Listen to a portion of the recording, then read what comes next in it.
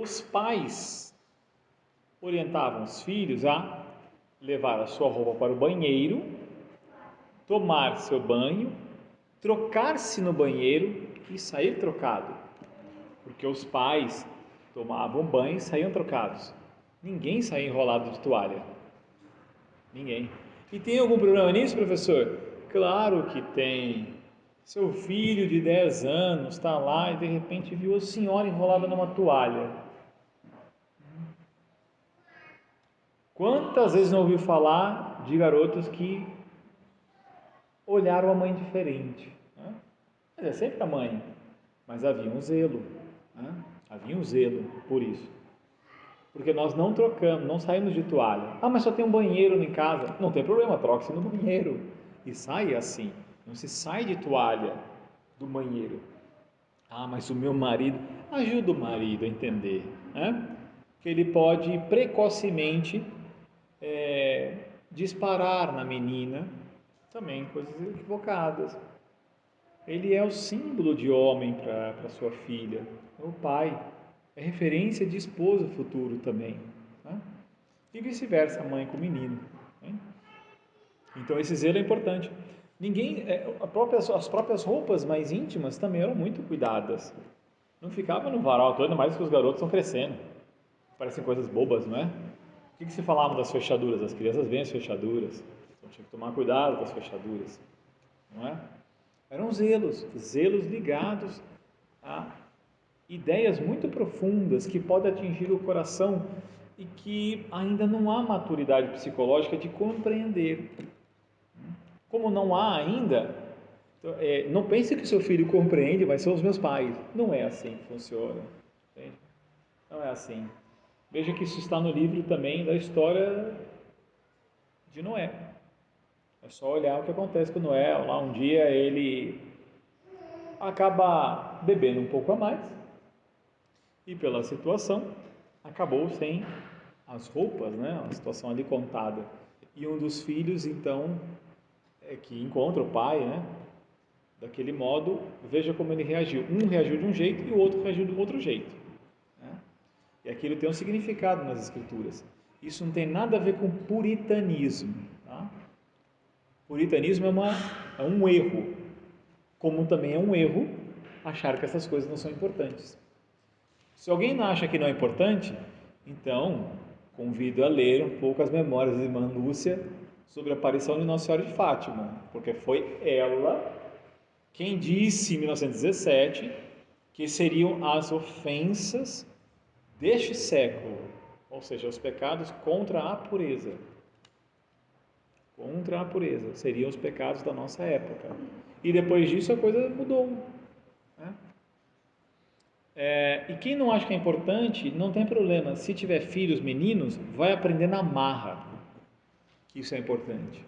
Se tiver menino, tá? Eu sei porque eu atendo mães do Brasil inteiro. O celular, isso aqui, ó. Eu comentei pro Rodrigo. Se falando vier me roubar, eu falo, leva minha casa, leva meu carro. Inclusive você pode levar o aparelho, mas primeiro deixa eu baixar tudo. O aparelho é teu.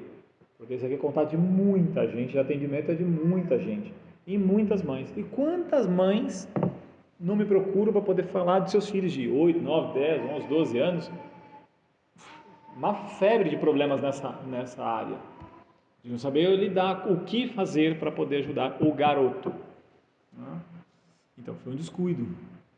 Claro, não estou dizendo que é intencional, mas sabendo disso a gente tem que ter cuidado na escola. E cuidados sérios também. Né? O uniforme ajuda? O uniforme ajuda. Né? Certas atividades também, as minhas vão jogar voleibol, os meninos ficam olhando, não tem nada a ver, entendeu? Ainda são garotos, a gente tem que tomar certos cuidados para o bem deles. Eles não estão isolados na sociedade, claro que não.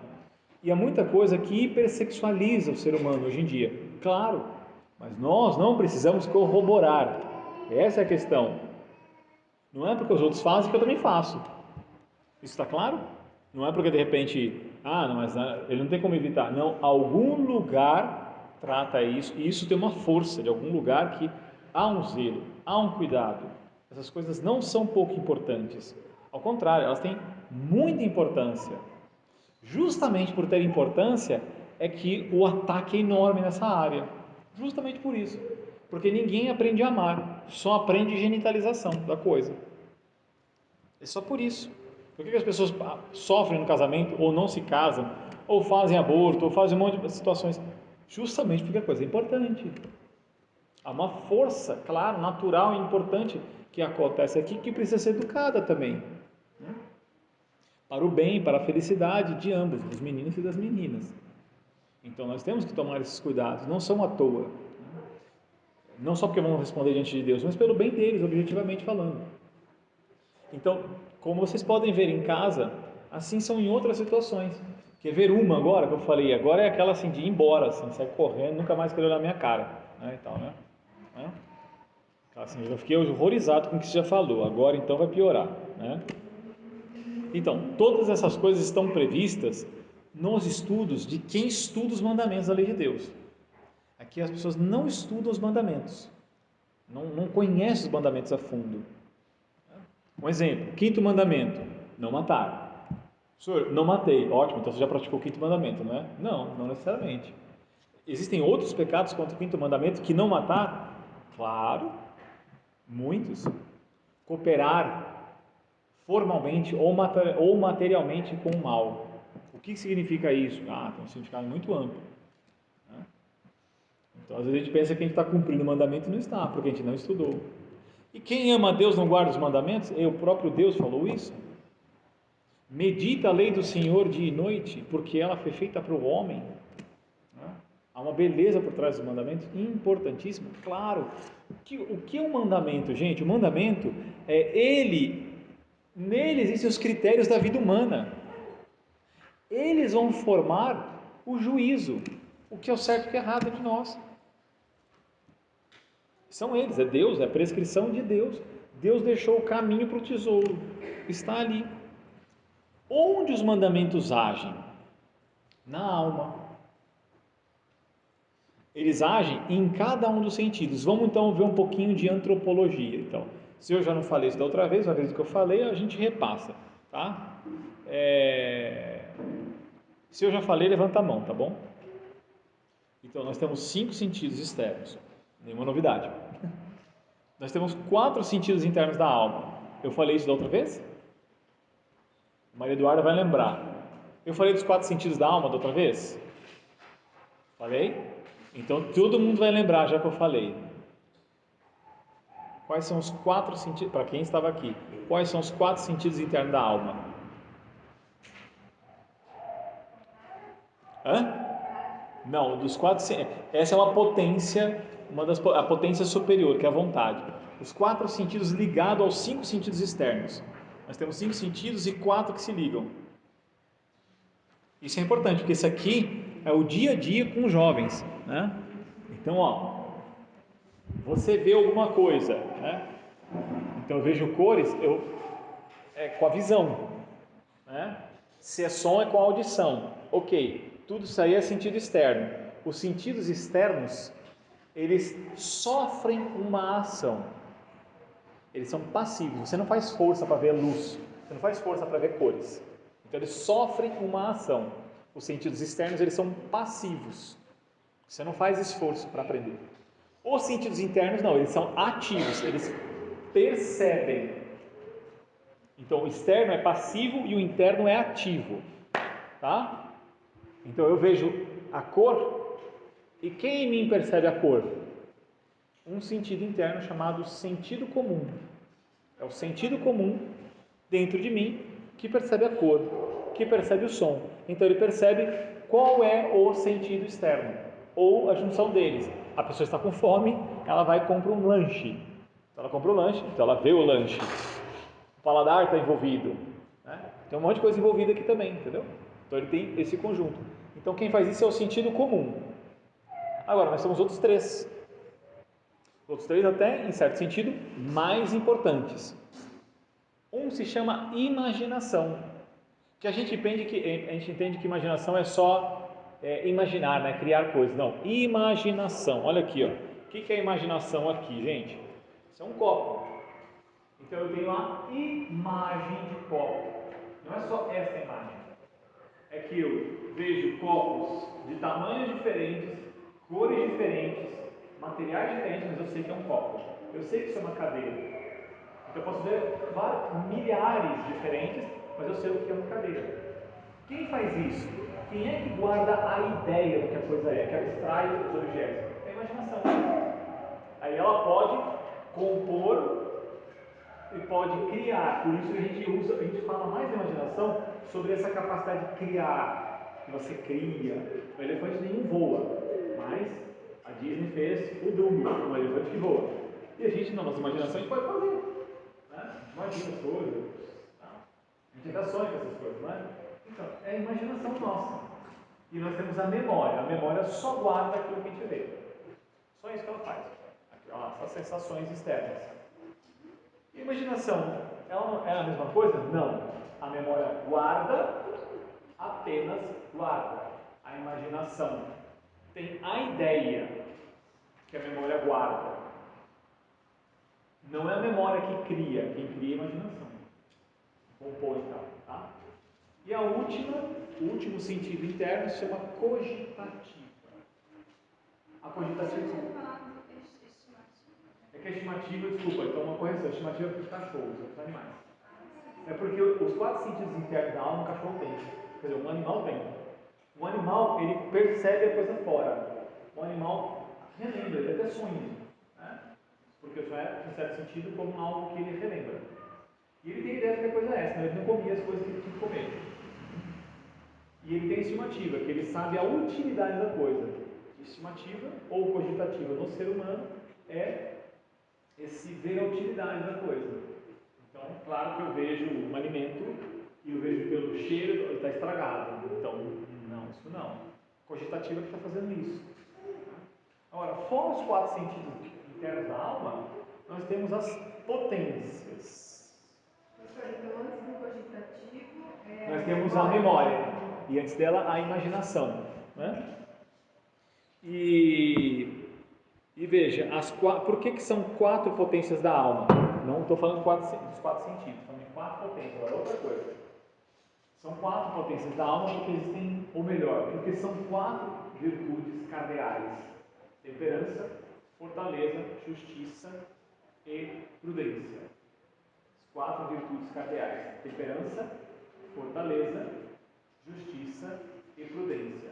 São 4 virtudes cardeais porque são 4 potências da alma. Quais são as 4 potências da alma? Isso é pura antropologia, tá? Isso inclusive não é por Aristóteles. Ensino de São Tomás também, está lá no Tratado do Homem, São Tomás ensinando isso aqui. Então nós temos 2 potências sensitivas, chamadas apetitivas. Uma tem um nome chamado concupiscível e a outra tem um nome chamado irascível. Então são 2 potências mais inferiores, por isso são chamadas potências apetitivas sensitivas, concupiscível e irascível. E as outras 2, mais superiores, vontade e inteligência. 4 potências, 4 virtudes. Por quê? Porque essas 4 potências estão em desordem. E elas são ordenadas justamente pelas 4 virtudes cardeais. Então, quando alguém pergunta assim, qual é a virtude que um garoto menor de 15 anos precisa ter? É óbvio que ele precisa ter temperança e fortaleza. São as 2 primeiras virtudes do ser humano. Por quê? Porque ele tem que ordenar os 2 apetites mais baixos dele, o concupiscível e o irascível. O concupiscível nele é o desejo. Então, a gente precisa ajudá-lo a ordenar o desejo, para ele desejar aquilo que ele deve desejar. E ele não simplesmente sofrer a vontade, ou sofrer aquele apelo do desejo e seguir tudo que deseja. Ele vê 300 brigadeiros demais por mal. Então ele não pode seguir o desejo dele. As crianças passam mal. Mas o brinquedo quer brincar toda hora. Também não dá, entendeu? Então tem o desejo. E aí tem o irascível. O irascível é uma força, por isso vem de ira.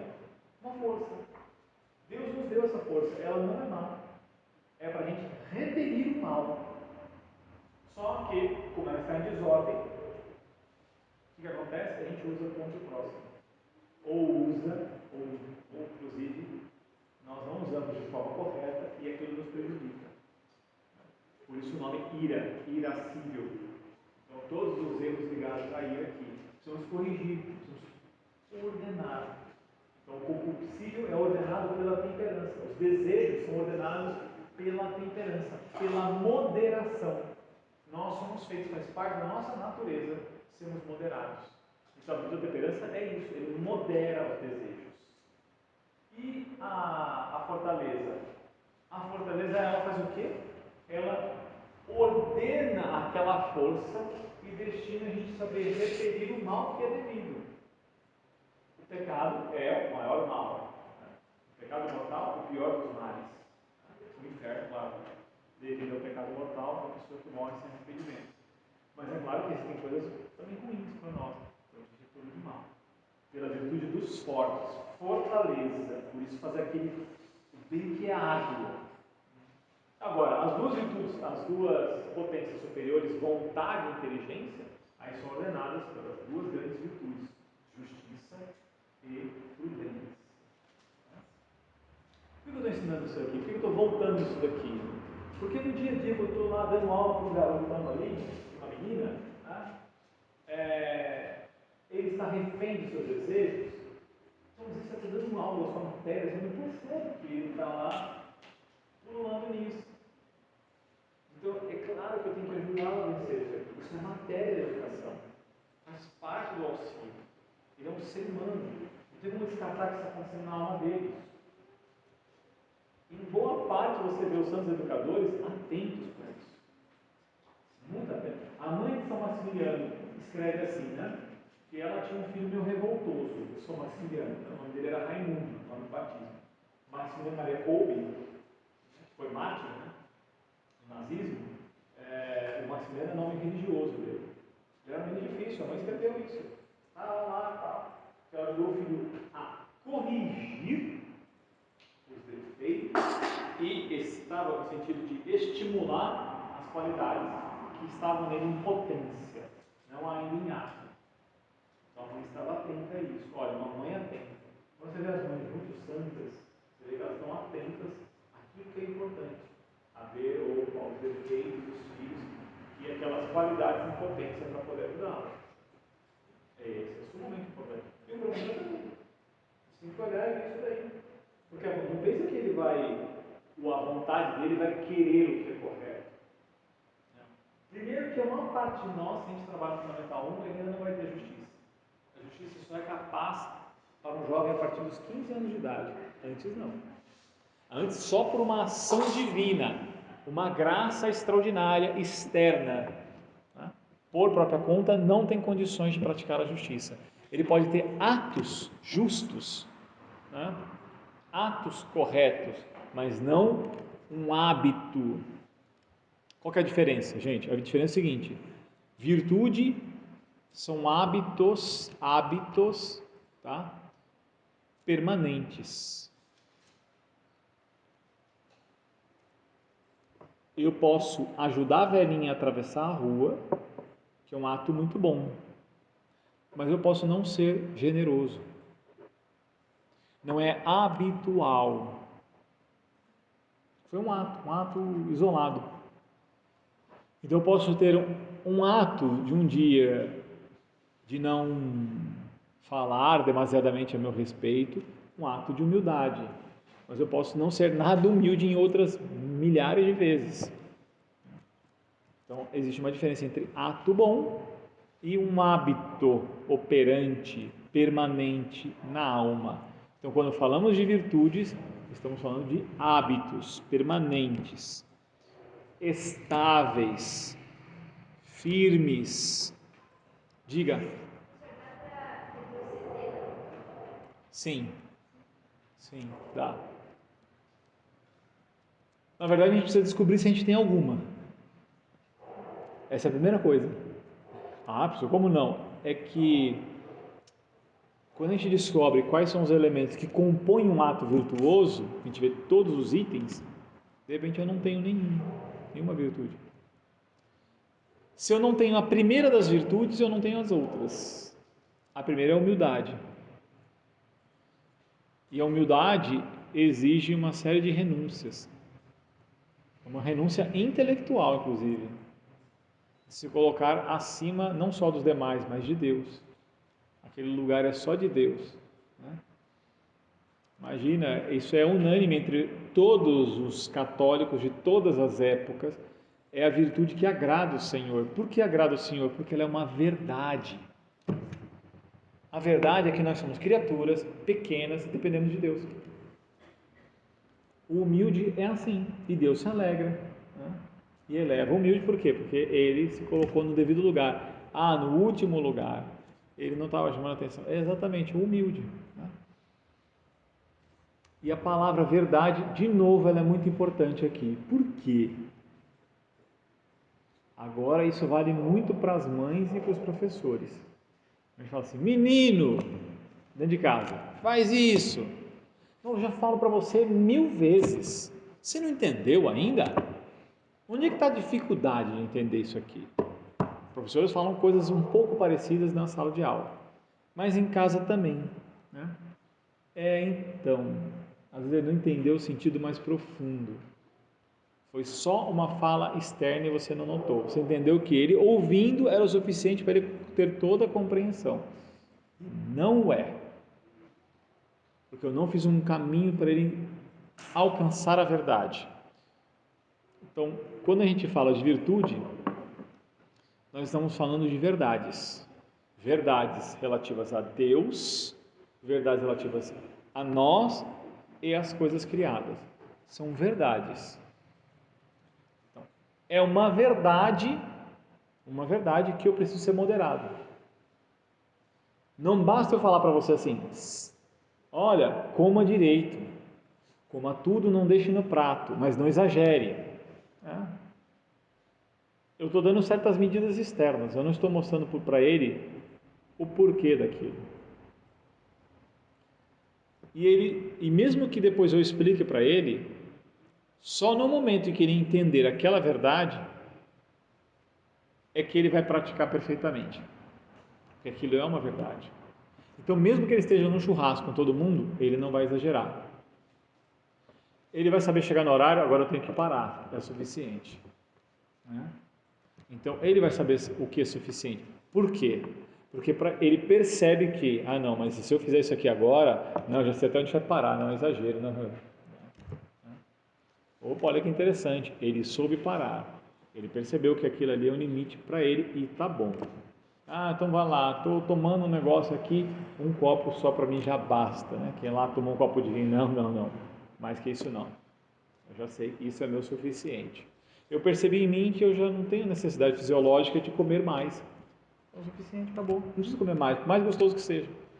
Professor, e para a gente chegar no ponto de alcançar isso com os filhos deles, entender o seu limite, um dos passos é a gente ser o exemplo? Por quê? Porque quando ele convive com alguém temperante, o que acontece com uma pessoa realmente temperante, tá ok? Uma pessoa que tem a virtude da temperança. Ela raciocina assim, uma verdade para ela, é uma verdade intelectual. Está no modo dela enxergar as coisas. Aquilo ela obteve. Ela pode perder, mas se ela tem atenção àquilo, então significa que ela vai ordenar as coisas à sua volta de acordo com a verdade que ela está vendo. Se ela não vê, ela não ordena. Uma casa de uma pessoa temperante não é que vai ser igual, não é. É que ela tem sentido as coisas, entende? Ela vai falar assim, agora está na hora de tomar banho, de comer, né? Vamos lá, vai tomar banho, vai comer, tem história, vai dormir. Mamãe, não, agora já deu, é o horário, é necessário que seja assim, entende? É óbvio para a pessoa que tem que ser desse modo, porque ela também é assim. Ela faz assim consigo mesma. Pode ser simplesmente uma coisa mecânica e rotineira. Pode. A gente precisaria ver com mais atenção. Porque às vezes a pessoa à mesa na hora de comida não é, e outras muitas coisas também. Né? Tem gente ela é cuidadosa simplesmente por uma questão econômica, porque ela não quer gastar. Não é que ela é temperante. Né? Ela está passando uma dificuldade. Mas se ela tivesse muito dinheiro, será que ela seria temperante? Né? dá o dinheiro para a pessoa e você vê, tem até historinhas, fábulas em cima disso, contadas, né? Eu não lembro, tinha uma bem bonita, bem interessante, assim, que era um fulano que ele estava reclamando de quem tinha dinheiro e não pensava nos demais. E aí apareceu como se fosse um gênio, assim, tal, e ia dar dinheiro para ele. Ele tinha uma bolsa lá. Aí ia colocar o dinheiro, todo o dinheiro que coubesse ali era dele. Tá. Aí começa a colocar o dinheiro. Não, mas peraí, coloca um pouco mais, coloca um pouco mais. Detalhe, se cair no chão, se tornava pó e aí perdia. Aí mais um pouco, mais um pouco, mais um pouco, mais um pouco, furou, caiu tudo, perdeu tudo. E a ganância que ele estava condenando é a mesma que ele tinha também. Então, uma história bem interessante para poder mostrar que às vezes a pessoa parece assim, nossa, eu estou vendo que a outra não tem isso, mas ela não vê em si mesma. Então, quando a gente tem a virtude, tem essa verdade brilhando na inteligência, a gente observa e toma certos cuidados, porque ela não é para os demais, simplesmente como se eu quero, eu tenho a virtude e você não tem. Não, não, não, não. A pessoa a vida dela, ela começa a ordenar a vida. Uma coisa vai puxando a outra, entende? Uma coisa puxa a outra. Então, é importante a gente entender o que é a virtude, como conceitualmente, mas elas não se obtêm por uma mera leitura conceitual. Você vai lá, a temperança é isso. Li, como você fez não sei, você aprendeu o que é verbo. Já sei, você não volta mais atrás, já sei o que é verbo. Você vai aprender a aplicação do verbo, mas você aprendeu, acabou, entendeu? Virtude não. Virtude, Deus dispôs a coisa de um modo que só obtém quem se esforça.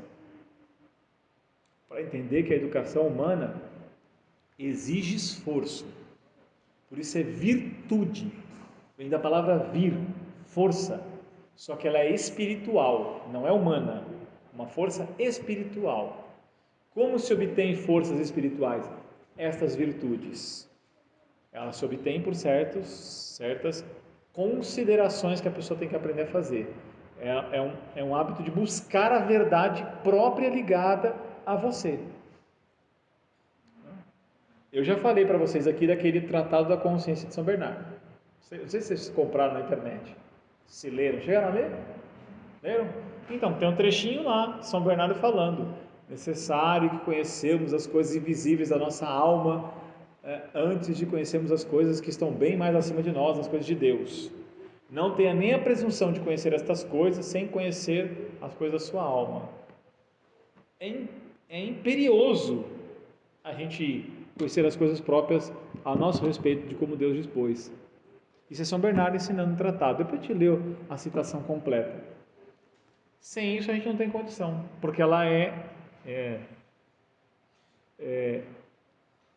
a gente precisa meditar, a gente precisa considerar aquelas verdades e ensinar os jovens. Eles têm condições de fazer isso? Claro, claro que sim. Vamos ajudando eles a aprenderem a fazer considerações, quando a gente mostra consequências, a gente explica as razões, a gente está fazendo isso com eles. A decisão de um jovem, ela não é fundamentada em cima de critérios, é de impressões. Sem os critérios você não toma uma decisão correta. Esses critérios vão lhe ajudando, então ele precisa aprender a considerar os critérios morais dos mandamentos. Ele vai aprendendo a respeito das virtudes também para poder obter essas virtudes. Sem a falta dos mandamentos é como se você tivesse, você não tem operando as potências de forma correta. Vamos ver o inverso, então, uma pessoa que não tem ordenada a coisa. Nós estávamos falando sobre a pureza, né? Então vamos pegar lá um jovem, né? Um jovem lá de, 14 anos de idade, né? E não aprendeu bem os mandamentos. Então ele não tem advertência moral. O juízo dele não foi bem formado. Então a consciência dele também não está muito clara. Então quando lhe vem uma imagem na memória ligada a algo mais sensitivo e luxurioso, ele gasta tempo pensando naquilo. Por quê? Porque é útil, é bom. A cogitativa está falando para ele, é bom. Ninguém falou que é mal, mas existe uma moderação. Ele ainda não tem isso, porque ele não tem os mandamentos. Quando ele tem os mandamentos, o que acontece? Opa, vem uma imagem e ele sabe o que deve fazer com a imagem. Ele passa adiante. Ele toma seus cuidados. Se ele não corta, é porque os mandamentos não estão muito bem aprendidos. Então ele busca, ele tem atenção naquilo, ele vai gastar um tempo naquilo porque é apetitivo. Então a cogitativa fala, é muito bom, olha o que a tua memória puxou, olha que imaginação está criando. O teu desejo concupiscível fala, claro, quero isso daqui. Né? Você deveria repelir, né? Porque é pecado. Então, não, repelir nada, por que repelir? O teu irascível não funciona. Né? A tua vontade que é para amar uma verdade, você não viu verdade nenhuma sobre como devem ser as coisas. Então ele vai amar aquelas coisas sensitivas. Isso é o que ocorre no dia a dia. Aparece uma tentação na mente do jovem e ele sucumbe por quê? Porque ele não tinha os mandamentos, ele não teve um auxílio para praticar o bem. Né? Então, dentro dele está acontecendo tudo isso. Na verdade, dentro dele não, dentro de cada um de vocês, de mim, de todo mundo. Isso é o nosso dia a dia. Nós é que ou cuidamos da nossa educação, ou isso daqui vai fazer. A gente padece com isso daqui. Nosso Senhor vai falar dos olhos. Né? Na teologia, não é simplesmente olhar para algo e desejar os mandamentos. Não. A gente vê que se você olha para algo, coloca até a citação teológica para vocês verem como a coisa, né? Não é invenção da minha cabeça, está escrito desse jeito aqui, ó, quer ver? Não é só por causa dos filhos de vocês, hein? É por conta dos garotos, das garotas que estão ali. Os olhos mostram isso, e você observa, você entende. Eu estou olhando vocês, não precisa ter impressões, se mostra isso, é evidente, é uma evidência. Né? O próprio Santo Agostinho fala isso. Eu vejo os teus pensamentos não por uma luz que me faz penetrar e ver o que você pensa. Não, é porque os teus atos mostram os teus pensamentos. Então, discordância, a falta de interesse, o desprezo, o sabor de perceber uma verdade, você nota isso. É evidente, mas não é no corpo, tá? Esse negócio de o corpo fala, isso é uma bobagem, entendeu? Você esquece esse negócio aí. Tem alguma verdade isso aí, mas é meia verdade, entendeu? O negócio está nos olhinhos, né? Mas vamos aqui à citação. Deixa eu só ver se eu... Aqui... Peraí...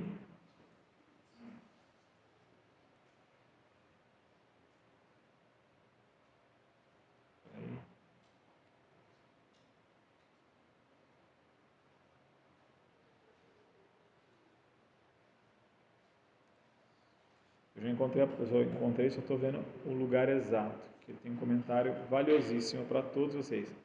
Olha aqui. Existem duas classes de olhares. Uma se chama perigosas e a outra curiosas. Quando que são perigosas? Quando sem mau desejo, não há um mau desejo, porém também sem uma causa e nem razão suficiente, alguém se fixa a olhar uma pessoa, fotografia, espetáculo, que pode induzir ao pecado. Se comete uma imprudência extremamente perigosa. Na maioria das vezes, em castigo dessa imprudência, a pessoa fica na alma sem a graça eficaz que você precisa ter para vencer a tentação. Porque você se coloca em perigo, você não foge das ocasiões. Você vê um monte de santos jovens que entenderam isso e que praticaram isso. São Luís Gonzaga, São Domingos Sávio. Né? Percebi, não tem por que ficar olhando. Entende? Eu moro em Santos, tem praia. Quando eu vou na praia? Nunca. Mas por que, senhor? Você tem algum problema com isso? Não, é que eu não sou besta. Eu não preciso não preciso cair para experimentar. Eu já tenho noção, não preciso ir. Eu vejo se um jovenzinho, um menininho de 8 anos de idade, de uma mãe, conversa comigo, o filho vê uma moça de biquíni, né? E, e ele virou para a mãe e falou assim, ele não para de falar para a mãe, eu não consigo parar de pensar. A mãe não sabe o que fazer. Um menininho de 8 anos de idade. Eu não estou citando onde nem região, então não tem problema nenhum colocar isso. Né? Ah, a mãe tem algum problema? Se vocês conhecessem a mãe é impressionante. A mãe é boníssima pessoa. A mãe é uma mulher de muita virtude, inclusive. Qualquer um de nós pode passar por uma situação dessa no nosso lar ou mesmo na escola. A questão não é passar por isso, é saber o que faz para poder ajudar. Então o professor está dando aula de matemática e não nota nada do ser humano, então você não serve para dar aula. Entende isso? Isso é sério. Porque senão a gente tem que jogar o lema de Dom Bosco, dai-me almas, para fora. Dai-me almas. Então, se é dai-me almas, importa o ser humano estar à frente, importa se ele está em desordem, importa se ele está dentro precisando de ajuda. Alguém tem condições de ajudar, porque ninguém mais hoje em dia sabe ajudar isso. Importa aprender alguma coisa para trabalhar. Não, não, não, não. Trabalhar não é uma pessoa que fica acamada para sempre e não vai trabalhar. E ela pode se certificar, pode ser uma boníssima pessoa para fazer qualquer coisa, entendeu? Os olhares curiosos são aqueles que, sem recair, olha aqui, hein?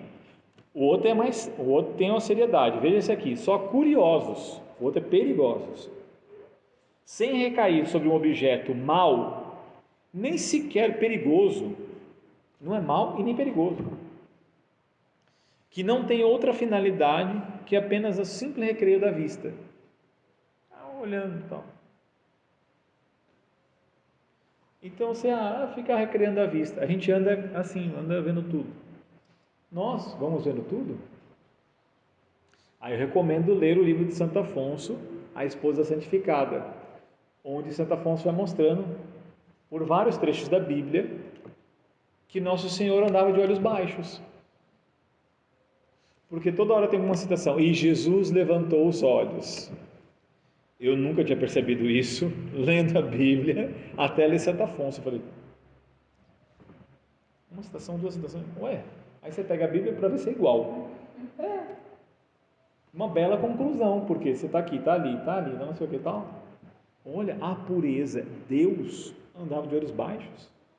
Aquele filme lá, A Paixão de Mel Gibson, né? Você não vê que ele está lá, se de repente ele olha, nossa, a força que tinha, né? Tchum, ele olha assim e tal, né? Então está chamando a atenção para o texto do Evangelho. Ou seja, Deus está ensinando como nós devemos viver, inclusive, ele é o modelo. Agora você vai ensinar isso aos meninos, você não precisa nem tocar nisso no início. Ele nota que você não está que nem uma borboleta borboleteando, dissipado pelos olhos. Quem fica dissipado pelos olhos não consegue rezar bem, viu? É o que está bem abaixo escrito aqui. Quem cai em olhares curiosos, ou seja, as senhoras são mulheres, não vão cair nas bobagens dos rapazes, não é? Não vão, não tem nada a ver com vocês, a não ser que esteja uma desordem maluca, né? Mas podem cair nisso daqui, em coisas simplesmente ficar de recreio dos olhos, ficar vendo tudo. Ai, nossa, olha aqui. Então, o que acaba acontecendo? Olha aqui.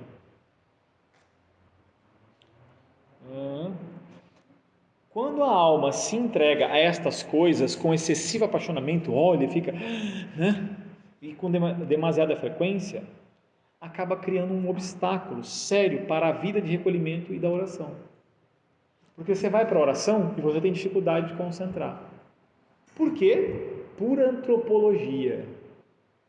Você fica olhando, você guarda a ideia das coisas. Então as coisas ficam pululando dentro de você, na sua imaginação. Ficam pululando. Porque você encharcou os seus sentidos internos. Está encharcado. Então é claro que você fecha os olhos, aí lembra que você tomou uma fechada mais cedo, lembra do negócio do banco, aquela pessoa mal encarada, aí de repente aí já lembrou do outro que estava doente, lembrou de uma coisa que tem que fazer no dia seguinte. Essa coisa louca que está acontecendo é que a gente ficou olhando tudo. Foi como se fosse alimentando. botando para dentro. Então a gente precisa educar os sentidos, precisa, está no livro de São João Crisóstomo. Vários de vocês adquiriram aquele livrinho da Vanglória e Educação dos Filhos. Está lá a educação dos 5 sentidos externos, que a mãe dele, Santa Antusa, fez com ele, inclusive o sentido dos olhos. E olha que aqui a gente nem viu o olhar pecaminoso. Aqui era o olhar curioso e o olhar perigoso. Aí tem o olhar gravemente pecaminoso. Todo o olhar voluntário a uma pessoa ou objeto gravemente provocativo, sobretudo se vai acompanhado de um mau desejo, é pecado grave. Olha e deseja, é claro. Por que a gente não deseja Deus? Não, estou falando desejar mesmo, assim, né?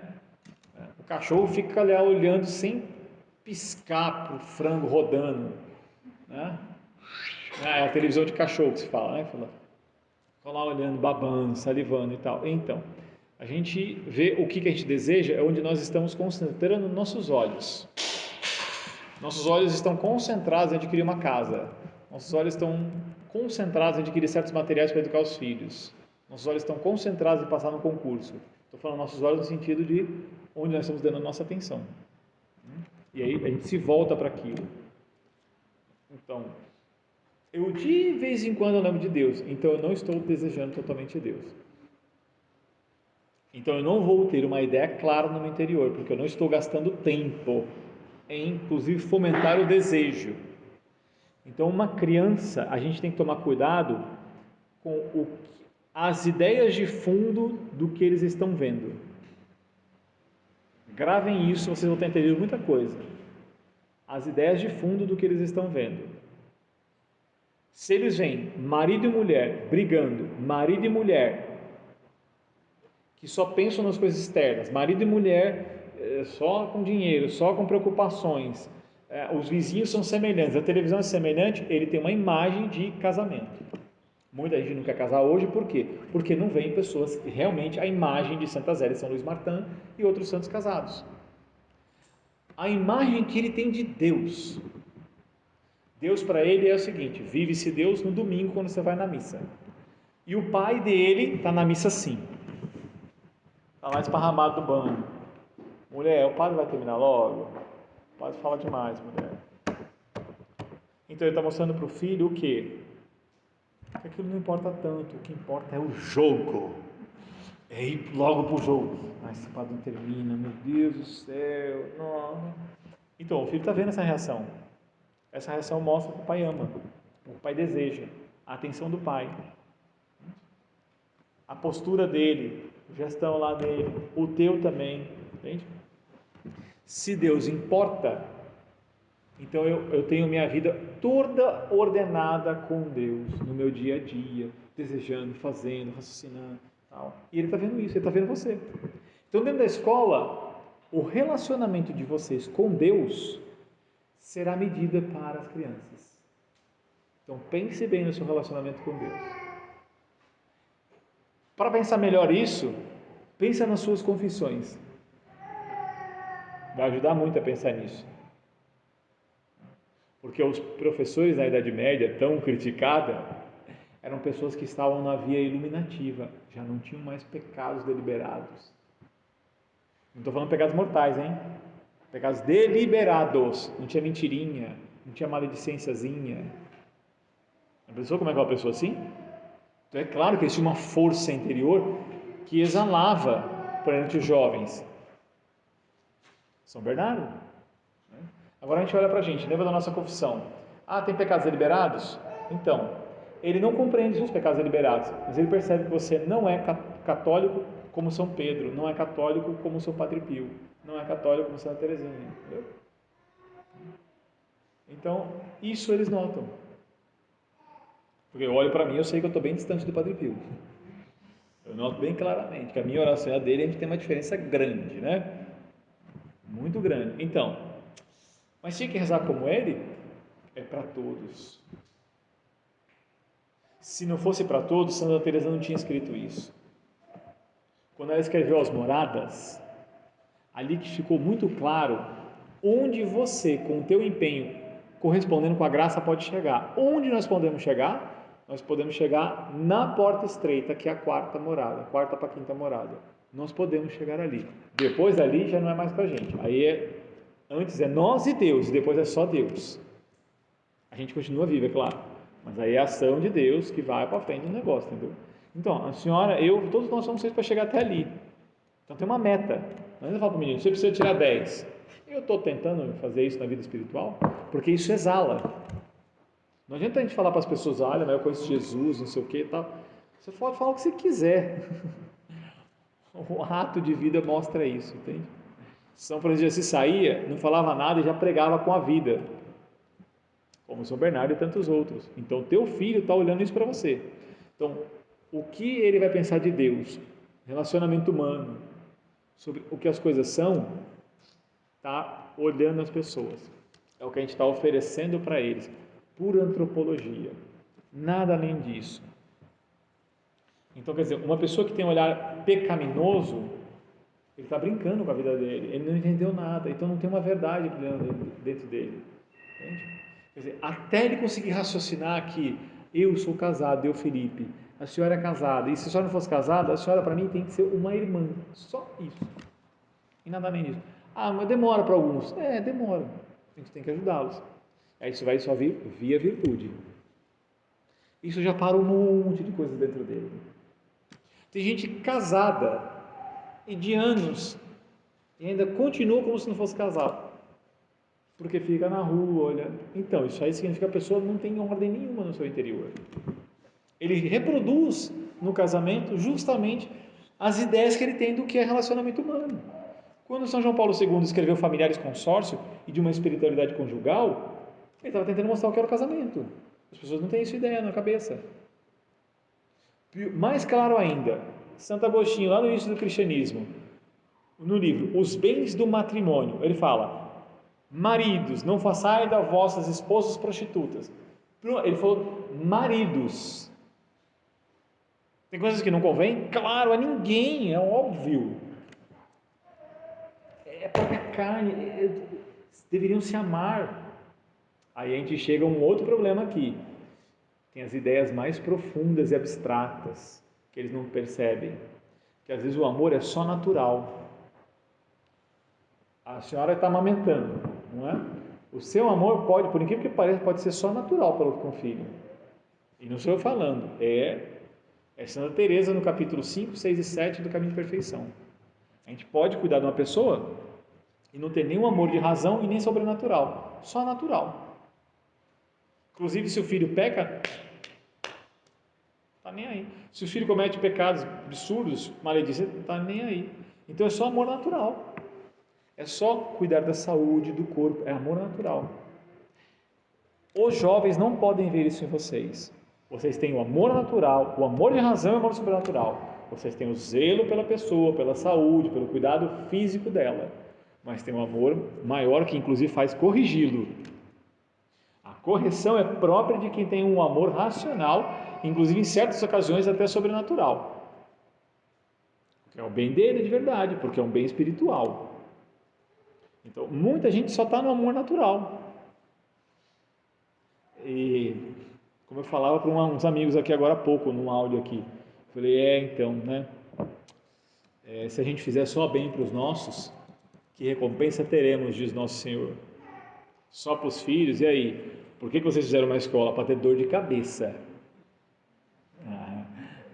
Escola devia ser chamada, vou mandar para a cruz, não é para a escola. Claro, filho, você pega os fulanos que nem selvagens, entende? E os fulanos têm família. Então, você lidar com eles, porque para a mãe o filho é São Bernardo. Né? Você olha, tá parecendo um leãozinho, né? A senhora sumiu, aí ele se mostra, entendeu? Então, aí você tem que ir lá, domar o leão, falar, então, leão, né? Vamos lá, né? Né? Então, é bem difícil fazer isso. Se a motivação não estiver dentro disso, gente, é porque vocês não tiveram, não é uma motivação. Agora a escola nem existe. Quer dizer, existe, não existindo, não abriu ainda. Depois tem o primeiro dia, primeira semana.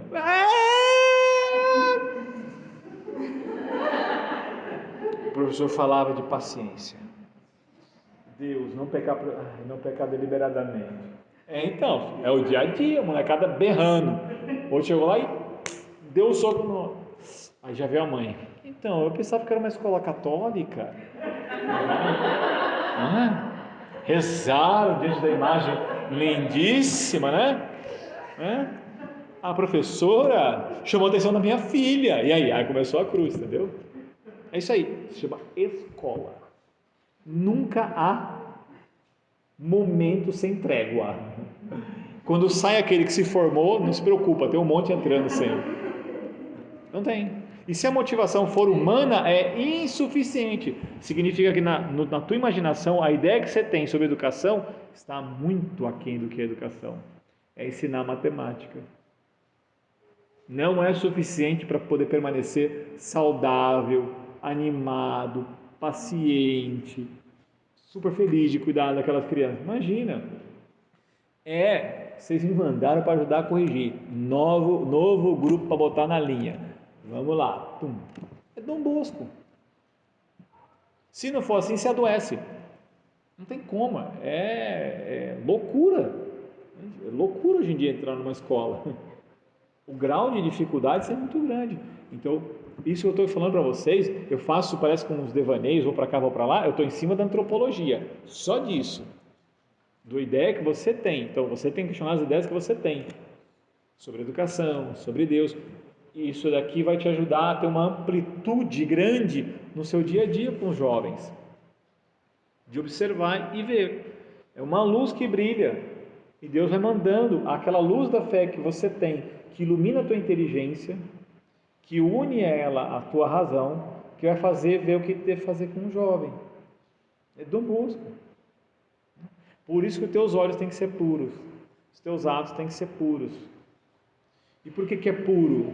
Porque a palavra puro, pureza, é que não tem mescla. É dali que vem isso, não tem mescla. Mescla do quê?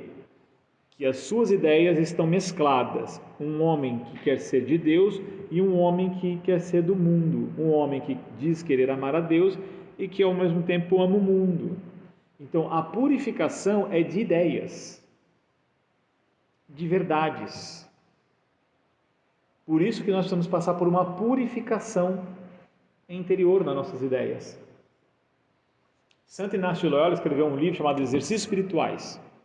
Ele escreveu isso.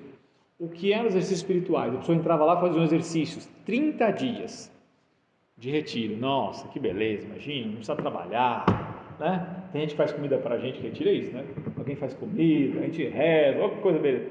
Imagina, filho, logo que você lê o que ele estava falando aquilo lá, se você fizer aquilo ali, dói para burro. É uma confrontação grande consigo mesmo. E o que ele queria fazer com a pessoa? Tirar ela da via purgativa. Tirar a mescla. Era fazer a pessoa colocar na chama de ela ver o que é o pecado, pensar o que é a morte, porque cada um de nós vamos morrer uma hora. Comigo chegou bem pertinho recentemente, né? Quando eu tive o Covid. Comigo eu cheguei mesmo, eu cheguei um dia que eu virei para a minha esposa, não conseguia falar, eu só fiz sinal para ela e falei assim, chama um padre. O padre foi lá para me dar unção.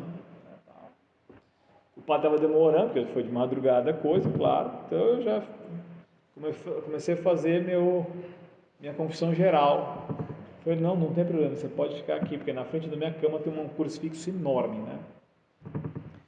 E estava ali, já falando tudo que se eu vou morrer, se eu for morrer, minha consciência tem que estar falando tal, mas aí o padre chegou lá e tal. Aí ela ficou um pouco assim, né? Falei, pode chegar a qualquer hora. Não foi a hora, né? Não foi a hora, claro, tinha remédio, um monte de médico, um monte de gente, um monte de amigo, né, tal, né? Não é assim com todo mundo, né? Mas não foi minha hora, né? Alguns bater na cabeça quando sair da rua. Né? E aí, como é que tá?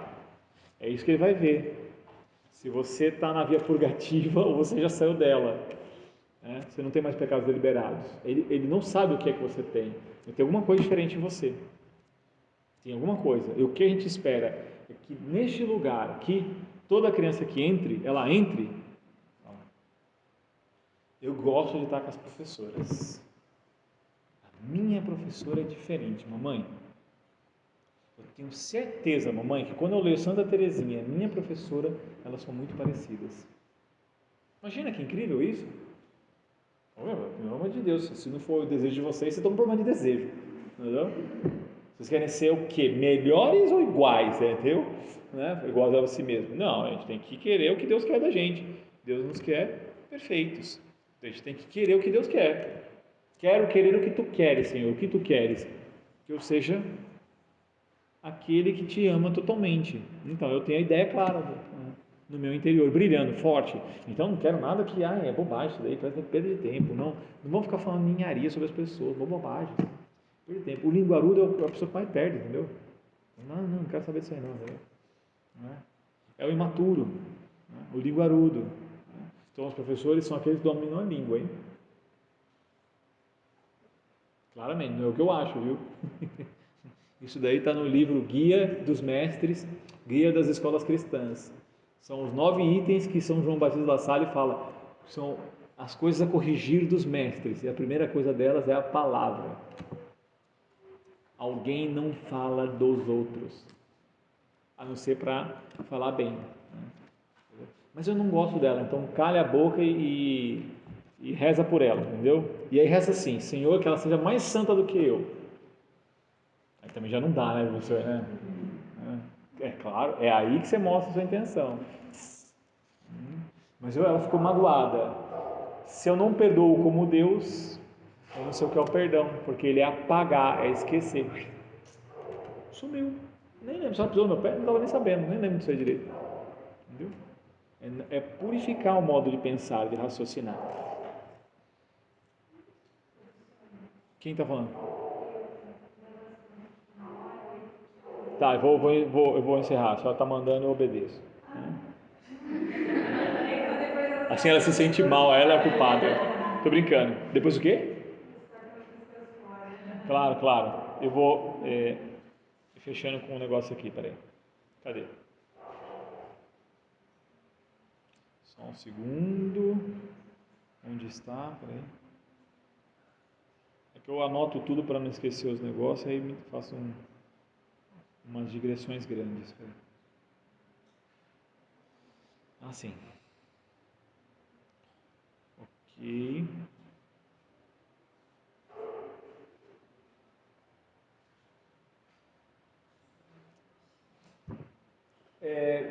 Nós estamos falando de temperança, por uma verdade sobre a nossa natureza, não é? São Jerônimo pode nos ajudar, aquilo que a gente estava vendo sobre a mesa. Ele diz assim: lembra-te que não vives para servir ao ventre, mas que logo irás rezar, ler, fazer alguma outra obra boa, para o que ficarias ou ficarás inábil se carregares o estômago demasiadamente. Então a gente tem que comer lembrando que depois a gente vai fazer alguma coisa. A gente não come como se a gente fosse fazer nada. Eu vou comer agora porque eu vou morrer. Entendeu? E agora, como eu vou morrer, eu vou estocar um pouco de gordura. Entendeu? Eu vou comer caprichadamente. Entendeu? Não. Todas as vezes que comeres ou beberes, medirás. Medida. Não o que pede o apetite. Que o apetite é exagerado. Concupiscível. Mas o que a necessidade e a virtude requerem. O que é necessidade, então, é do corpo, e o que é virtude é porque é da alma. Então, essas são as duas medidas. Aqui está a medida. Eu vou fazer algo depois, então a medida qual é? Eu tenho que lembrar. Esquece o que o apetite manda. O apetite me manda pelos olhos que eu preciso comer um pouco de tudo. Não. Quem manda é a necessidade fisiológica e a virtude. São elas que mandam e não o apetite. É totalmente diferente você raciocinar assim. Inclusive, São João Clímaco tem uma expressão bem interessante. Ele chama a gula de hipocrisia do ventre. Por que hipocrisia do ventre? Quando se começa a comer, finge ter mais fome que na verdade tem. E assim parece que vai devorar tudo. Ele fala, não, sem ficar mentindo, entendeu? Não vou exagerar disso aqui. Né? Comer, parei. Isso aqui tem uma repercussão grande na nossa vida. Nós estamos vendo para a mesa, para a gula, do nosso porte, porque o homem exterior mostra o interior. E eles vão olhar para vocês. O tempo todo estão olhando para vocês. Vocês estão à frente deles. Então, todos os sacrifícios, todas as orações, todos os esforços por não pecar, todos os esforços por agradar a Deus, não é agradar o jovem, porque vocês farão isso redunda num bem enorme. Enorme. Terá uma força para quando você falar alguma coisa para ajudá-lo. Mas enfim, teria muita coisa a falar sobre isso daqui, né? Inclusive, porque isso aqui destrincha em vários detalhes, não é só em relação aos olhos, ao paladar, né? Ou a gula, ou qualquer uma, tem outros que a gente precisaria examinar um por um.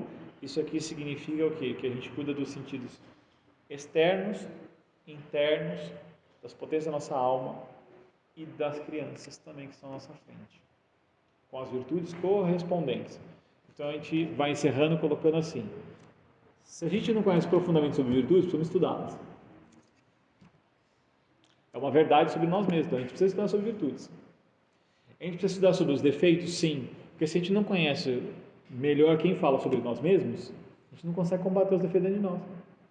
A gente tem alguma coisa que incomoda dentro da gente, a gente não combate, a gente convive e até tudo bem, né? A gente só faz isso porque a gente não conhece a fundo. Se a gente conhecesse, a gente ia ficar achando que era... E o melhor de tudo, quando a gente lê sobre defeitos, que a gente começa a ler, a gente olha a volta assim e fala: mas que incrível, uma pessoa escreveu tudo como eu sou. Parece que ela me conhecia antecipadamente. Tudo que ela fala assim: gente do céu, né? Eu tenho todo esse negócio aqui, né?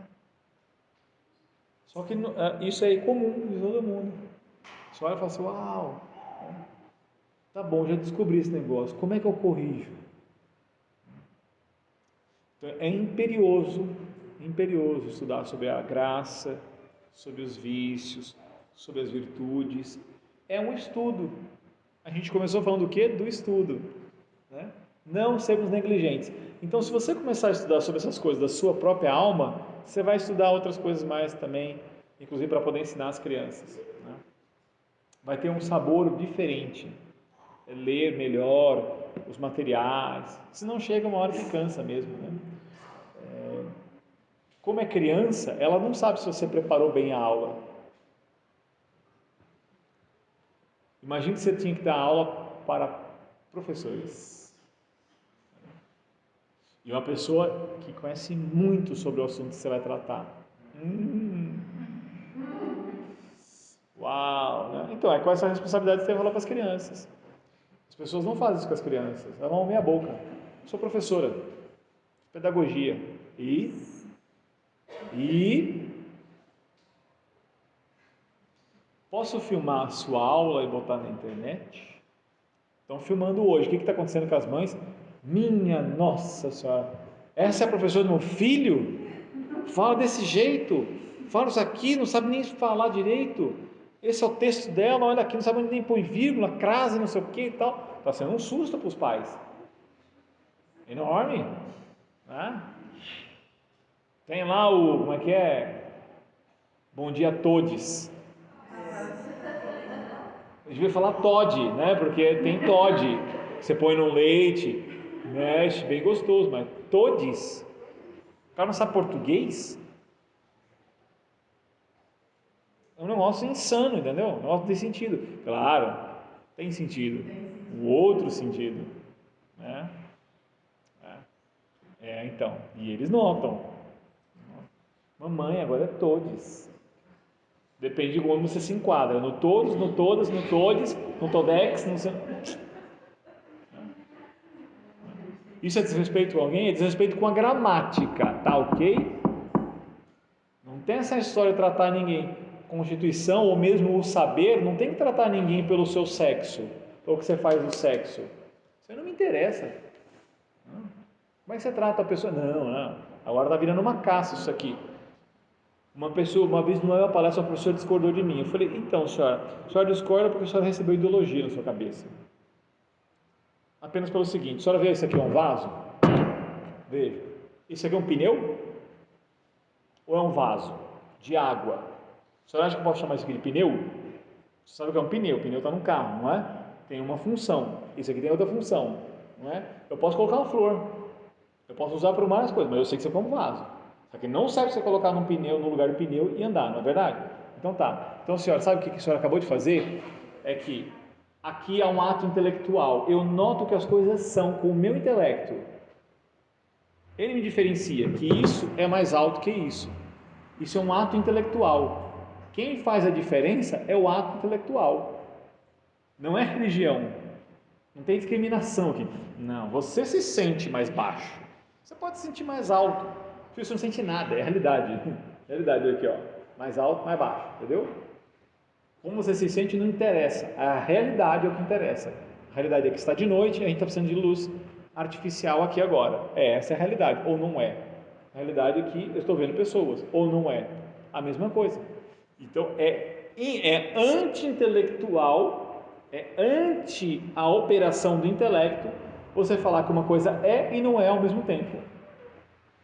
Não tem desrespeito nenhum com a mulher ou com o fulano que não se sente mulher ou homem. Tem nenhum. É só uma questão intelectual. Quem estuda isso daí de filosofia vai entender e falar assim, não, filho, não tem discriminação nenhuma nisso daqui. Entende? Agora, como você vai viver, isso aí é outra história. Isso é questão sociológica, vamos dizer assim, entendeu? Não precisa ter uma força intelectual para não se submeter a uma mentira. Eles vão notar isso também. Você tem uma ideia clara das coisas. Você não vai submeter mentiras ali. E mesmo sem desrespeitar e sem ser grosseiro com ninguém. O senhor tem a cabeça no lugar, reta no negócio. Acabei de colocar uma coisa aqui, parece nada a ver, mas só para uma outra aplicação prática. A gente pode colocar exemplos diversos para poder mostrar como é que isso se opera na antropologia humana. Perguntas?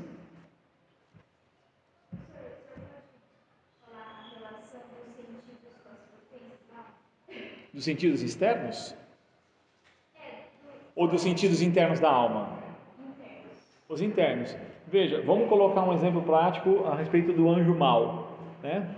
Os anjos maus não acessam inteligência e vontade. Isso é vedado, está nas escrituras, é da teologia. Ou seja, um anjo mau não acessa a tua inteligência. Imagina, se você pudesse fazer isso, né? E nem a tua vontade. Onde ele acessa alguma coisa na gente? Na alma? Sim, é só você ver a tentação. A tentação passa por onde? Na imaginação e na memória. No apetite sensitivo, concupiscível, passa ali. Na tua cogitativa. Por isso que elas têm que estar ordenadas. Senão a tentação, ela é tão apelativa que a pessoa não sabe o que fazer. Está lá, então há uma relação direta para você ver como ele age em cada uma delas. Porque na verdade nossa alma não é que assim, é um compartimento, né? Uma gaveta. Uma alma humana, como mão, braços, joelho. Né? O joelho meu não operando muito bem, mas é um joelho ainda assim. Né? Um pé e tal, então, um corpo, entende? Então na alma você tem tudo isso em você. E elas estão, claro, relacionadas. Então, da mesma maneira que eu sinto dor num lugar e aquilo me afeta o corpo por inteiro, né? Assim também na alma acontece o mesmo. Então, se eu não começo a trabalhar por ordenar a alma, todo o restante é afetado. Se eu não busco verdades, eu não estou ordenando a minha inteligência. Tudo é afetado, porque a parte mais como deve ser o governo da alma? É pela inteligência ordenada pela prudência. Aí você governa a tua vontade, você manda. Você pega o cavalo nas rédeas e fala, vai para cá e vai para lá. Se você não faz isso, quem governa? Os instintos, as impressões. Né? O aluno, quando está sentado, ele tem as impressões dele. Né? Se gostou ou não gostou, meras impressões. Né? E muitas vezes muito equivocadas. Eu não lembro da fábula do gato lá, como é que é mesmo?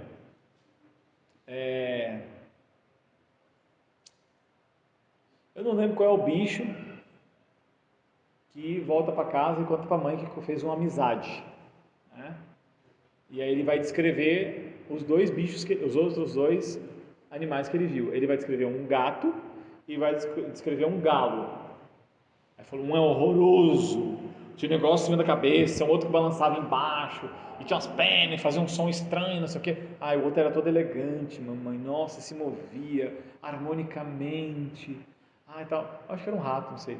Né? Aí vai descrever no gato e tal. A mãe que ouve assim, como ele não sabia decidir o que aparentemente era bom, não sei o que e tal, poderia ter matado ele, e pode matá-lo. O outro era um animal inofensivo. Essa fábula é para poder contar que às vezes a pessoa está vendo as impressões. Né? Então, às vezes a pessoa, ele não gosta da pessoa e a pessoa pode ser boníssima, leal, fazer um bem para ele. Né? Enquanto que ele escolhe as pessoas erradas. Os amigos não são assim? As tribos. Né? Quando minha mãe me tirou de uma escola, quando eu era jovem, eu não gostei, eu fiquei chateado. Porque eu achava que aqueles garotos eram amigos meus. Né? Dois foram presos, né, anos depois, e dois foram assassinados pela polícia. Boas amizades eu tinha, né? Estou falando real isso aí, tá? Isso é real. Um ficou famoso, chamado Flavinho da Praça. Você estava do meu lado. Podia nem estar aqui, entendeu? Minha mãe não quis nem saber. Tirou da escola na hora. Percebeu o que eu não percebia. Isso não é amigo para você estar do seu lado. Mamãe, não sei o quê. Poxa, mamãe. Então, eu era bem obediente, mas assim, eu achava que era coisa da cabeça dela. Não era coisa da cabeça dela. Então o filho está obstinado, ele não enxerga, ele não tem amplitude de consequências, de pensar, de observar, de entender. Aí o pai fala assim, não, meu filho decide por conta. Acho o máximo quando os pais falam isso. Você confia na decisão do seu filho? Ah, confio, então tá bom. Não é que eu não confio no meu filho, não se trata disso, é que ele não tem condições ainda de tomar as decisões corretas. Entendeu? Ainda não, ele decide de forma equivocada. Ele não angula tudo, entendeu? Fulano bebe tudo, depois do churrasco, de noite, e sai num pinote, é provável que ele possa se acidentar ou matar alguém. E se não acontecer isso, ele tem que louvar a Deus. Né? Termino com um caso que eu assisti também. Era um fulano dormindo assim, nossa, peão de obra assim, arriado assim, babando de boca aberta assim, em cima de um carrinho de mão assim, né? Assim, tal. Aí chegou o fulano lá que cuidava da obra, você não tem áudio, isso é real, estava no YouTube, inclusive, até hoje lá e tal. E o fulano da obra chega, você vê que ele está ralhando com ele, que ele estava dormindo. Mas é incrível o que na cena? É que o cara estava dormindo, perto do negócio, assim, um muro assim e tal. O cara fala, ele levanta e sai. Ele sai, dá uns passos e aí cai em cima do carrinho, um peso enorme, arrebenta o negócio e tal. E aí, como a câmera está mostrando a construção assim, um olha para o outro e olha assim, como se, nossa, né? Era para ter morrido. Ele teria morrido, ele encontrar ele morto ali embaixo do negócio. Ele ralhou e tirou ele da situação. Então, a gente não está vendo todas as situações, nem espirituais. Foi onde da guarda, mandou o cara ir lá, vai lá e tal, vai lá, ralha com ele, porque ele está lá dormindo, entendeu? Tal. Ele nem sabia, chegou lá e ralhou e tal. Os anjos são realidades, tá? Ele foi lá e fez isso, não é? Então, imagina isso para decidir as coisas. Né? Os filhos não percebem um monte de coisa, nem pensam nas coisas espirituais. O que pode ser uma tentação? Um anjo mau que está. Tá. Então faça o sinal da cruz diante de uma tentação. Né? Não sou besta, toma cuidado. Ele quer levar no peito a tentação? Não, de jeito nenhum. Os raciocínios são outros, você está entendendo? Vocês estão entendendo os raciocínios? Né? Os raciocínios são outros, porque são ideias, verdades, convicções tiradas do Evangelho. Uma última pergunta? As pessoas desiludidas com a formação? Alguma pergunta? Não? Falei que as matérias amanhã. Né? É que não dá para falar das matérias sem essa parte. Entendeu? Porque senão a gente tem que jogar fora tudo que os santos educadores escreveram. A botar uma imagem de São João Bosco aqui é só para enfeitar. Se não for para imitar a mesma coisa, não serve para nada, entendeu? Quer dizer, serve, claro. Mas sim, é como se não servisse para nada. Entendeu? Mas para mães, fiquem atentas com os filhos. Lembre-se que eles têm sentidos internos e potências da alma.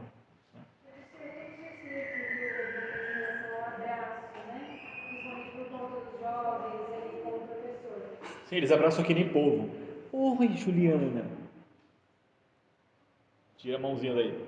Você orienta, assim, Não abraçem. criança, não abraça? Não, criança. O que é criança para você? Até que idade, criança? Pra mim, até 10 anos, Ah, tudo bem, até os 10 anos vai. Então, o menino virou no Fundamental 2, aí a professora tem que tomar um certo cuidado. Aí ele vira uma chave, entendeu? Isso aí tem muitas obras mostrando isso, eles viram chaves. Virou, mudou os olhos. Duas coisas, entendeu? Eles têm uns amigos. Não. Mas tem que manter os princípios que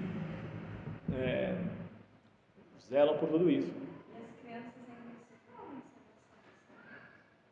Pequenininhos, né? sim, os pequenos. Pequenos, sim. Aí tem que ficar atento, às vezes alguns são mais acelerados, né? Porque às vezes na sua casa eles estão vendo coisas, entendeu? Tem, ai não, meu marido me ama muito, minha esposa. Eu estava num encontro católico lá e tal, jovenzinhos casados, tá, tudo bem. Mas aí ela chegou e sentou, não de frente nem nada, sentou de lado assim no joelho do marido. Assim, não tem noção. Pode ver que o filho, a primeira coisa que ele faz, ele já chega, ele entra assim, meio que separando o pai e a mãe. Assim, né? Ele entra assim. Não é? Estranho, não é uma reação assim? E os pais não entendem isso, eles acham que é bobagem. Não tem sensibilidade para poder notar isso. É que a gente entende o amor muito carnal. Então a gente acha que tem que mostrar amor um pelo outro na frente dos filhos desse modo. O amor é carnal, entendeu? Vou fazer o menino ser homem, mostrando como beija a mãe dele e tal. Quem diz que ser homem é ser carnal? Está faltando é homem. Na verdade, pode assistir muito filme de guerra aí, e na hora que vem o negócio, vem um problema, vem um ladrão, primeiro sai correndo, a mulher fica inteira lá. Pelo menos, eu lembro claramente da minha sogra, a minha esposa contando, quando um ladrão foi entrar em casa, estamos três meninas e ela, né, minha sogra, quase tirou na porrada o ladrão. E os homens, ó, cadê a força, né? É, bem interessante. É a força da agulha. Eu tomei um monte de agulhada. Eu não posso mentir que quando vinha agulha eu falei, eu prefiro um soco. Ela falou assim, Fê, pelo amor de Deus, sem frescura. Uma agulhinha de nada. Eu estou tentando falar isso para minha mente. Mas eu não aguento mais, é muita agulha na barriga. Eu sei que faz um bem. Mas que coisa horrorosa. Porque machucava, depois ficavam hematomas assim, né? Falou, Felipe, olha aqui, ó, quando ela fez dentro dela, ela fazia nela mesma, aplicava. Isso é nada, tá tranquilo, que frescura. Pra você ver então, como é que são as coisas, entendeu?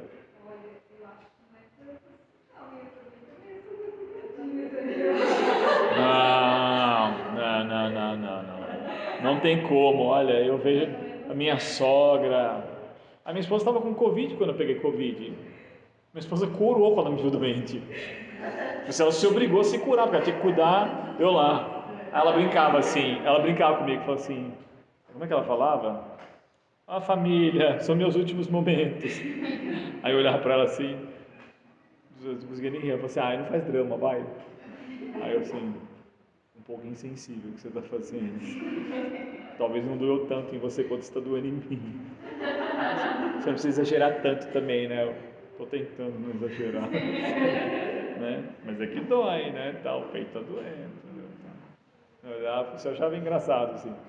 Mas nessas horas você vê a diferença, né? Às vezes ficam falando que as mulheres são fortes, conversa fiada, entendeu? Conversa fiada. Os homens só pensam que é força física. Não é.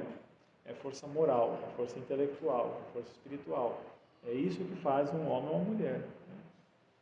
E a gente reduz o amor humano a coisas carnais. Quando não, inclusive depois, quando estão mais velhos, a coisa completamente muda, né?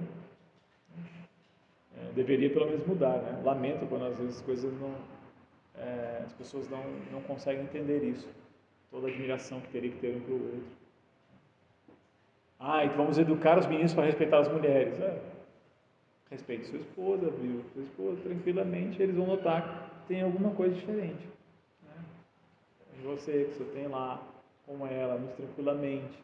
Né? Que quando as menininhas vierem admirando e falar e tal, não tem nada acontecendo dentro. Tá? Uma filha e tal. Porque tem professores que você nota, você olha assim, fulano tá lá, ama, fica conversando com as menininhas, né? Tal, né? Aí você tem que ir lá chamar atenção, né? Professor, né? Fica um pouquinho com os garotos. Claro, é que eles não se interessam tanto do que eu falo. Faça eles se interessarem. Não precisa fazer elas se interessarem tanto pelo que o senhor explica. Né? Preste atenção, professor, né? Tal. São delicadezas que às vezes não se tocam, né? Há uma cortesia nisso daqui.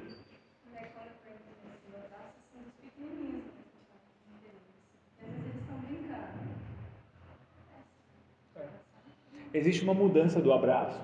A mãe nota se ela não for besta. Existe uma diferença. A mãe abraça, tal, tal, tal. Aí ele se achega com o corpo de forma diferente. A mãe nota e meu filho deu uma mudada. Às vezes você tem que tomar uns cuidados para o bem dele mesmo, entendeu? Alguma coisa já mudou. Então, normal essas coisas, né? Só que a gente tem que ajudá-los. Né? Eles fazem parte da educação de um ser humano. Muito novo para alguns aqui, o que eu estou falando? Não sei. A senhora não. Já estava por dentro disso aqui. Não, estou falando sério, com você. Mas para algumas foi novo? Isso aqui? Não. Eu já tinha falado isso aqui, as senhoras não estavam nas outras vezes que eu vim, né? Tinha falado isso. Então foi para as senhoras, digamos, do assunto foi novo. Né? Mas já conheciam alguma coisa sobre o assunto. Que bom. Então eu espero que estejam atentas na aula, né? Só não sei se é a amplitude, né? Das coisas, às vezes no dia a dia, de imaginar que essas coisas têm tanta importância assim, né? Isso ficou claro que é importante? Né? Inclusive eu posso indicar algumas obras de Dom Bosco, de La Salle, onde eles tratam desses assuntos. Tem a ver com uma regra. Inclusive para as professoras tinham várias. Né? É que eles eram homens, então eles não colocavam para as mulheres, porque eles tinham as ordens das próprias mulheres também. Tá bom? Muito bem. Se não tem mais nada, a gente encerra. E amanhã que horas a gente começa? 8h30. Tá, 8h30. Ok. Aí vamos ter o intervalo e vamos até o meio-dia, é isso? A gente chega meio-dia e meio. A gente vai almoçar aqui mesmo? Tá. Nós vamos almoçar num restaurante aqui próximo, aqueles que quiserem. Tá. A gente almoça na cantina da Mama, na Rua das Vezes. Aqui próximo, almoçamos Tá. e aí o evento aberto ali nas 2 horas. Ok. Bom, nós estamos em dia 8 de outubro, né? As aulas começam dia 1º de fevereiro. Tem aí 3 meses para a boa prática de certas virtudes. Para arrumar o que precisa ser arrumado, para no dia que as crianças entrarem, isso está bem sólido dentro. Deus pode operar em pouco tempo, depende do nosso sim constante e perseverante diariamente. E não se adquire em virtude sem oração. Então, quem não reza diariamente, e não estou falando com a família, e eu não estou falando da missa, estou falando oração solitária, né? Não consegue lidar com isso. Um iniciante na fé, quanto tempo de oração ele faz diária sozinho? Isso está na teologia dos mandamentos. 30 minutos diário, sozinho. 30 minutos. O iniciante. Então, se eu estou iniciando, todos os dias 30 minutos de oração, sozinho, solitário. Senhor, não tem como, eu fico acordado. Eu tenho aula. Tem, em algum momento tem 30 minutos. Mesmo que a gente separe os momentos do dia. A Conchita, que você viu aquele diário, tinha 9 filhos. E encontrava os momentos para poder fazer as orações, né? Então, de noite é um bom momento, às vezes de madrugada também. Às vezes, aquelas insônias. As pessoas falam, não sei, não consigo dormir. Talvez é um anjo acordando para você rezar. Um bom momento para poder rezar, né? Só um detalhe. Eles podem não perceber se a gente reza, mas pode ser que, como uma pessoa entenda muito sobre um assunto e mais que a gente, pode ser que tenham pessoas que rezem seriamente e note se a gente reza ou não. Se a gente reza 30 minutos todos os dias, se a gente anda rezando direito. Tem gente que pode notar. E então a gente deveria pelo menos lembrar-se que pode ser que essas pessoas podem ser a luz de Deus na nossa vida. A gente fala assim, talvez seja um recado para começar a rezar diariamente, mais seriamente, aprender sobre oração, para adquirir essas virtudes, e pode ser um momento da minha correção, uma graça atual que Deus está me dando para eu poder levar isso a sério. E se eu não sei como rezar, eu posso estudar sobre rezar. Existem muitas obras sobre oração, inclusive a gente indicou para o grupo aqui, para a gente poder fazer isso, um caminho de oração. Se mede a oração, principalmente se progride, pelas pessoas pararem de cometerem pecados deliberados. Se continuam pecando contra os mandamentos de forma deliberada, é porque a coisa não está andando, entendeu? Porque não está rezando como deveria. Pecados deliberados, pequenas coisinhas, sabe? Pequenas ofensas, e não são tão pequenas quanto parecem. Ofensas a Deus. E aqui pelo menos se espera que um dia vocês vão morrer, Deus vai agradecer e falar, tinha um grupo ali que era quase um mosteiro, né? Ninguém cometia pecados deliberados. Sensacional. Se fizerem isso, se tornou uma escola católica como a de Dom Bosco. Vamos fazer nossa última oração? A gente poder. Em nome do Pai, do Filho e do Espírito Santo. Amém. Ave Maria, cheia de graça, o Senhor é convosco. Bendita sois vós entre as mulheres, e bendito é o fruto do vosso ventre, Jesus. Santa Maria, Mãe de Deus, rogai por nós, pecadores, agora e na hora de nossa morte. Amém. Glorioso São José, rogai por nós. Em nome do Pai,